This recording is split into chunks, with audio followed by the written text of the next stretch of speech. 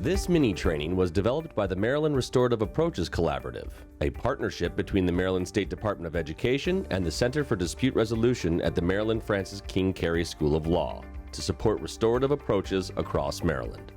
This presentation first aired May 4th, 2021 in a webinar hosted by the Restorative Approaches Collaborative. The full webinar is titled Restorative Approaches: From Reform to Real Social Justice and is available on CDRUM's Restorative Approaches Resources website.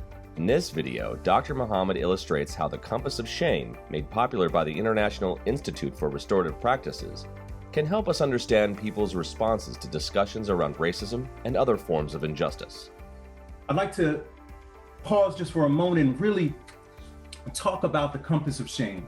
And the compass of shame is something that we're really familiar with in this work around restorative practices. If you're not familiar with it, I really encourage you to delve into the power of the compass of shame. For me, it's a wonderful tool. It is more than just a nice framework. It's a tool by which we can begin to understand what kind of shame reactions do people have when we confront them and ourselves with confronting our own privilege, our own bias, microaggressions, right? How do we show up on the compass of shame when we're beginning to push in to these really uncomfortable but most important pieces?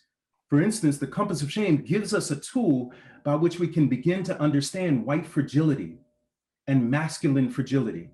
You see, my friends, I can talk about white privilege all day, every day, because I'm not white, right? So there's a bit of distancing. I can talk about the other, right? But I really begin to sometimes show up on the compass of shame when we start talking about masculine privilege, right? When we start talking about privilege of me being a heterosexual male, cisgendered male, right? That it's challenging, right? Because then I want to start talking about the intersectionality, because not only am I a cisgendered heterosexual male in a patriarchal society, but I'm also Muslim, so therefore I'm a minority, right? I'm also a person of color. So I want to really start talking about intersectionality, which is important, but some of that is really an attempt by me to withdraw and avoid from the uncomfortable conversation.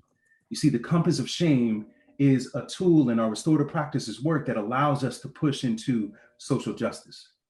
It also gives us an opportunity that when we witness, when we experience, or when we contribute to the shame in others, that this becomes powerful, because let's face it, when we're doing this serious work, when we're really beginning to push and raise the temperature around really important issues, shame will show up. It's inevitable, right? And so the compass of shame gives us an opportunity, and then our practices to understand what that shame looks like, humanize people, and then also gives us some practices by which we can begin to reconcile some of that shame. So the compass of shame in a very narrow sense simply just begins to identify some of the negative responses to shame, right? What we essentially want to do is do the good work together in community and by ourselves, right? Where we're not even on the compass of shame.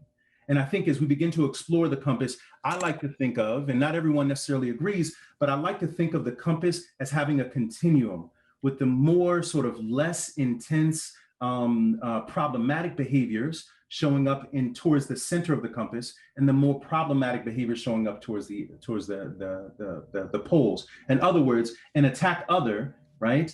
The more the maybe less problematic is the sarcasm, is the slights, it's the little cuts of attacking others. The most problematic, of course, is physical violence, right?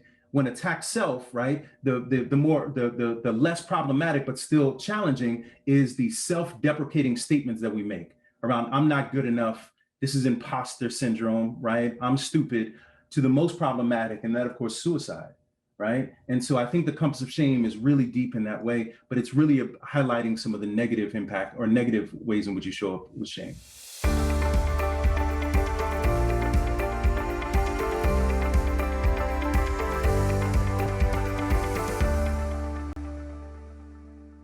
This video is licensed under a Creative Commons Attribution, Non-Commercial, No Derivatives 4.0 International License by the Center for Dispute Resolution at the University of Maryland, Francis King Carey School of Law.